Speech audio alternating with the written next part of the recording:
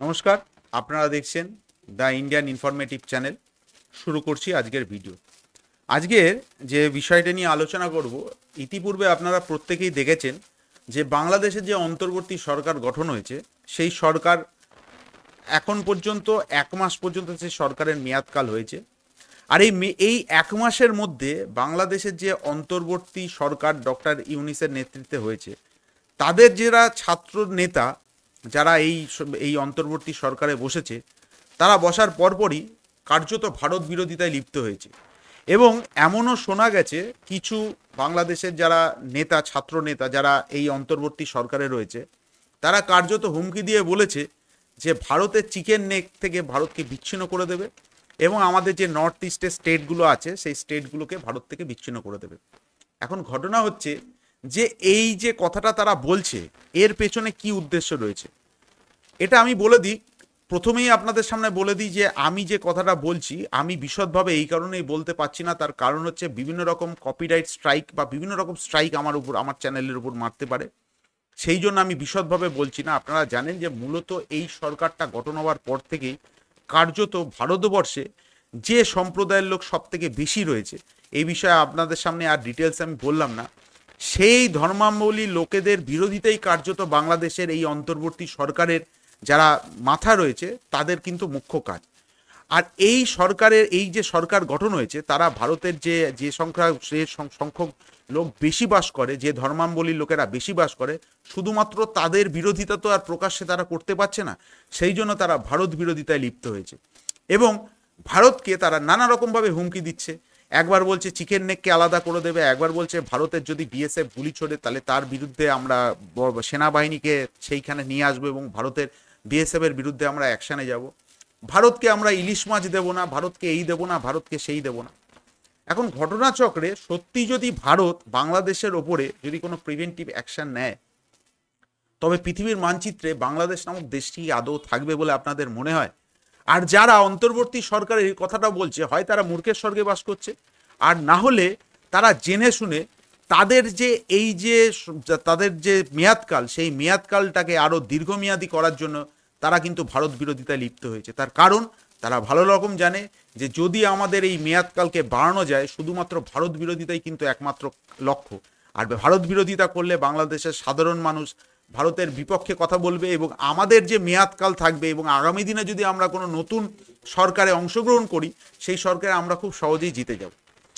এখন সব থেকে বড় ব্যাপার হচ্ছে যে ভারতের বিরোধিতা শুধুমাত্র তারা মুখে করছে না। কিছুদিন আগে তারা ভারতের একটি ড্যামের অভিমুখে যাত্রা করেছিল।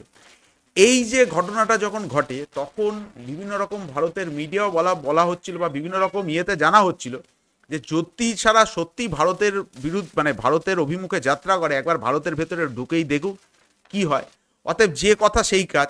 তারা কিন্তু এই ভারত অভিমুখে যাত্রা করা শুধুমাত্র বাংলাদেশের মানুষকে খুঁচিয়ে দেওয়া বা বাংলাদেশের মানুষকে ভারত বিরোধিতায় লিপ্ত করাই একমাত্র কাজের কাজ কিন্তু তারা কিছুই করেনি। অথচ একটি জিনিস আপনারা দেখলে ভাবলে অবাক হয়ে যাবেন, এই যারা অন্তর্বর্তী সরকারে রয়েছে তারা ভারতের ভিসার জন্য ভারতের যে হাই কমিশন রয়েছে বাংলাদেশে, সেইখানে কিন্তু আপনারা দেখেছেন যে সেইখানে ভারতের হাই কমিশনে কেন ভারত ভিসা দিচ্ছে না, সেই নিয়ে কিন্তু একটা বড়সড় আন্দোলন শুরু করেছে।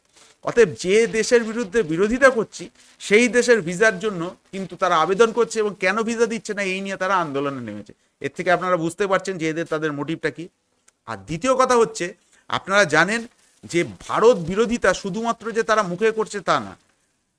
কিছুদিন আগে একটি খবরে প্রকাশ হয়েছে যে বাংলাদেশের যারা সেনাবাহিনী তারা সম্প্রতি পাকিস্তান থেকে বিভিন্ন রকম অস্ত্রশস্ত্র কিনছে, পাকিস্তান থেকে গোলা বারুদ কিনছে। আপনারা জানেন যে রাশিয়া এবং ইউক্রেনের যুদ্ধের পর পাকিস্তানের মেড যেসব গোলা বারুদ রয়েছে, সেই তাদের অবস্থা কি সেটা ইউক্রেন কেন ইউরোপের যে দেশকে পাকিস্তান বিক্রি করেছিল, সেই নানা রকম ফল্টি অ্যামুনেশনের জন্য পাকিস্তানকে কার্যত ভর্ৎসনা করেছে।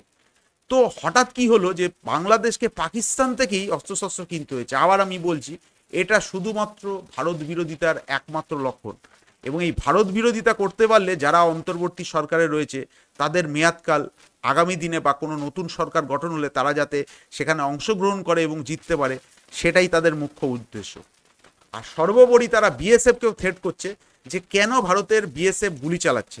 আপনারা লক্ষ্য করে দেখবেন যে বাংলাদেশি অনুপ্রবেশকারী তারা ভারতে ঢুকছে উইদাউট ভিসা, উইদাউট পাসপোর্টে, এবং তাদেরকে নাকি বিএসএফকে সাদর আমন্ত্রণ করতে হবে, নচেত বিএসএফ কেন তাদের গুলি ছুটছে, কেন এইসব 2 নম্বরই জিনিস পারাপার করতে দিচ্ছে না, এই নিয়ে কেন বিএসএফ কেন এই জিনিসটাকে করতে দিচ্ছে না, তাই নিয়ে বিএসএফ এর বিরুদ্ধে বিদ্রোহ ঘোষণা করেছে। আমি আবার বলছি যে যারা এইসব বিদ্রোহ ঘোষণা করছে তারা কিন্তু নিজেরাও জানে যে ভারতের বিরোধিতা করা এবং ভারতের সাথে যদি মানে সেইভাবে লড়ার যদি ক্ষমতা থাকে, বাংলাদেশের যা ক্ষমতা, তাতে ভারতের বিরুদ্ধে লড়তে গেলে বাংলাদেশ নামক দেশটি কিন্তু থাকবে না। আর সর্বশেষ একটা কথা বলে দিই যে এই মুহূর্তে বিভিন্ন রকম বাংলাদেশের মিডিয়া চ্যানেলে একটি খবর প্রকাশ হচ্ছে, সেটা হচ্ছে যে ভারতের প্রতিরক্ষা মন্ত্রী রাজনাথ সিং তিনি নাকি বাংলাদেশের বিরুদ্ধে ভারতের সেনাবাহিনীকে সর্বদা সচেষ্ট বা সজাগ থাকতে বলেছে এবং তৈরি থাকতে বলেছে।